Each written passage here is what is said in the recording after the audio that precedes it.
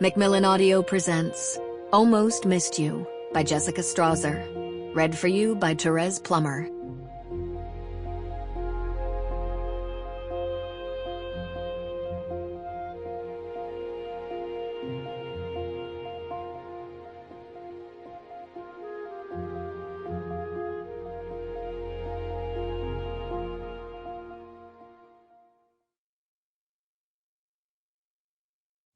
Chapter 1. August 2016. Violet couldn't remember the last time she'd felt so at peace. She almost felt guilty admitting this to herself, as there had been so many moments to treasure in the 3 years since Bear was born. Becoming a mother had been many things, often indescribably rewarding, occasionally stupefying. Sometimes even terrifying in the intensity of the love she felt for someone so small and vulnerable and dependent upon her. But relaxing was not one of them. Every moment of it had led up to this, though.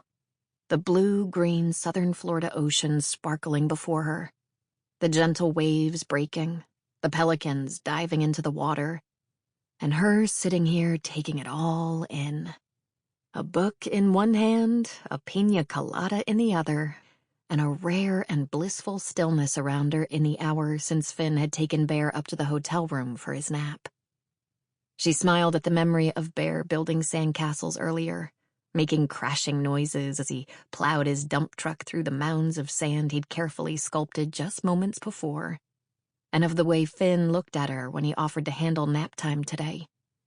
A mixture of tenderness and something she couldn't put her finger on, as if he hadn't wanted to look away. He felt it too, the collective release of their first vacation in years.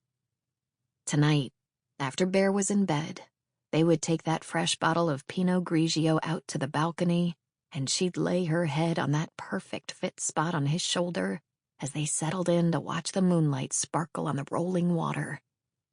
Life was good. She couldn't help thinking of the day she'd met Finn. It had been on this very stretch of beach, right on the other side of the pier. They'd had that kind of instant electric connection that happens only once in a lifetime.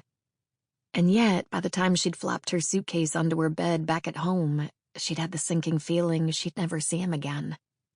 It had left her with a desperate, empty sensation, and feeling a little foolish for pining so earnestly for someone she'd only met. She wished she could reach back in time and tell her former self not to worry.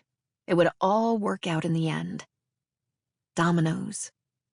It was that intricate chain reaction of tiny movements that came to mind whenever anyone asked how they finally ended up together. There had been years of radio silence between their first and second meetings, no doubt filled with unrealized opportunities, untaken chances, unspoken words, missed connections.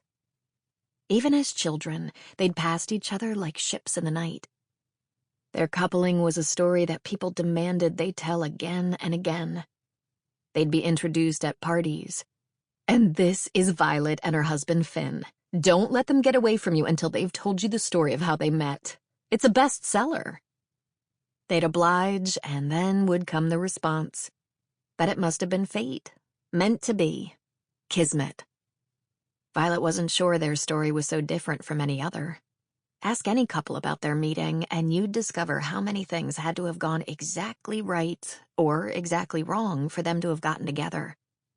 If so-and-so had been on time, and so-and-so hadn't been feeling sick that day, and so-and-so had come through with that concert ticket/ride/$20, and cell phones had been invented back then, and any number of other against-the-odds occurrences or non-occurrences had or had not transpired in the hours, days, weeks, even years up until their crossing paths again and again, until one time everything finally aligned.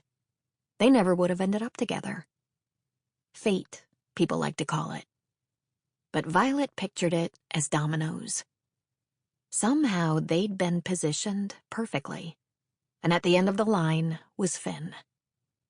Sometimes she couldn't believe her luck. Because not only was Finn Finn, but Finn had given... Sample complete. Ready to continue?